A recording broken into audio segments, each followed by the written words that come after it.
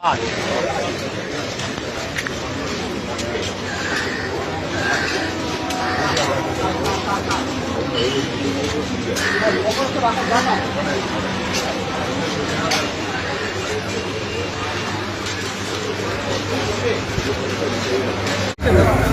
লাগা উচিত, লজ্জা।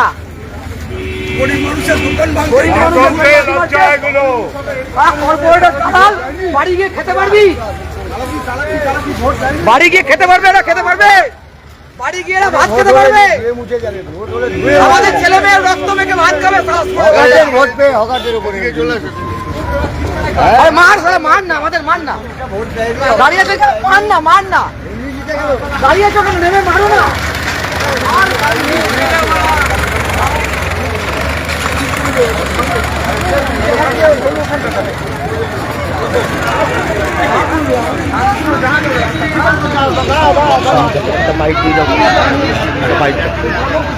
আজকে দমদম স্টেশনে রাত্রিবেলা 11:30টার পরে যে নৃশংস এভিকশন হয়েছে তা নজিরবিহীন এবং চূড়ান্ত অমানবিক। যারা এখান থেকে যাদের দোকান একদম ধুলোয় মিশিয়ে দেওয়া হলো বুলডোজার দিয়ে, তারা অনেকেই বিজেপিকে রাজ্যে ক্ষমতায় আনবার জন্যে কদিন আগে ভোট দিয়েছিলেন। আজকে চোখের জল ফেলতে ফেলতে কাঁদতে কাঁদতে সেই মানুষগুলো বলছে কারুর মা ক্যান্সারে আক্রান্ত, কারোর শিশু কোলের বাচ্চা কাল সকালবেলা দুধ পাবে কিনা তারা জানে না। এইরকম একটা পরিস্থিতি তৈরি হয়েছে। রেলের কর্তৃপক্ষের সঙ্গে আরপিএফ এর অফিসারদের সঙ্গে আমরা 1000বার কথা বলেছি।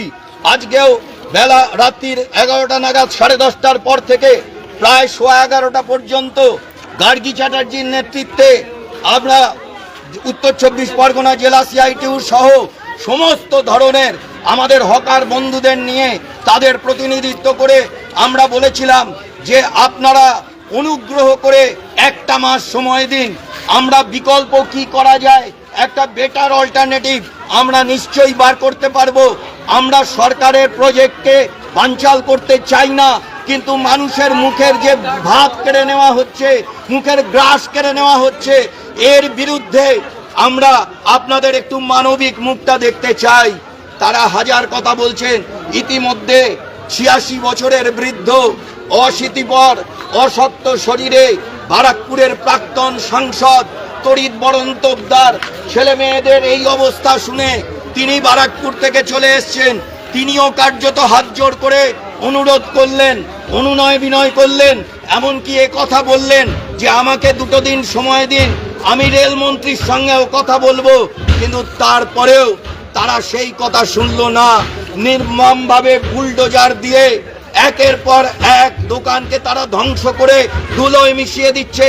কাল থেকে এই মানুষগুলো কি খাবে কেউ জানে না।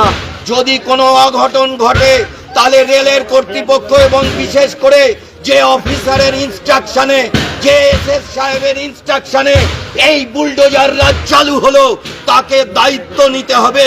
আমরা কিন্তু এই কথা হুঁশিয়ারি দিয়ে জানিয়ে দিতে চাই।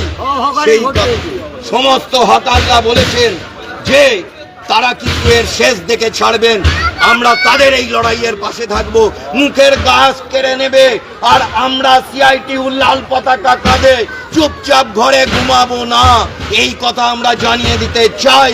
আমরা এখনো অনেকবার রিকোয়েস্ট করলাম, আপনারা দুমদাম শব্দ শুনতে পাচ্ছেন কি নির্মমভাবে নৃশংসভাবে তারা এই তাণ্ডব লীলা চালাচ্ছে। এইটাই বিজেপির আসল মুখ। 1 মাসও যায়নি, তাদের ক্যাবিনেট তৈরি হয়নি, এর মধ্যেই মানুষ বুঝতে পাচ্ছেন যে কত বড় সর্বনাশা শক্তি আজকে পশ্চিম বাংলায় এসছে।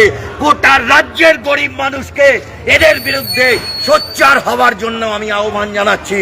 আপনাদের সকলের কাছে অনুরোধ, আপনার বাড়িতেও যে কোনো দিন এই ধরনের ঘটনা হতে পারে, আপনার রুটি রুজির ওপরেও যে কোনো দিন এই আক্রমণ আসতে পারে।